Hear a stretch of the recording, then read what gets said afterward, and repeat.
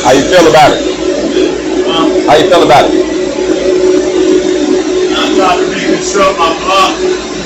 Yeah, to kind of build it back up. Yeah, that's how you do it. Yeah, but how you get that vertical line? That's what I was doing. That's the next stage. It's going to be vertical down. So once we get this horizontal, that's going to be showing you how to do vertical down. It's supposed to be up or down? Down. You have to go down with the wire. Why? Because the way the gravity pulls with that wire, with regular wire, the bead will sit out all funny unless you weaving it. So with wire, it requires you to go downhill with hard wire.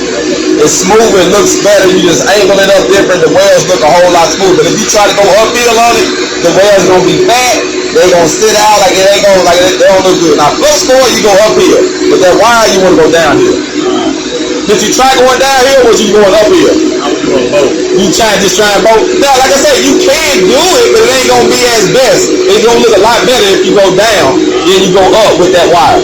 Unless you weaving it and doing a big weave pass or something, and you can weave it in and make it look. But on something smaller, you just run the bead. You want to go down on wire.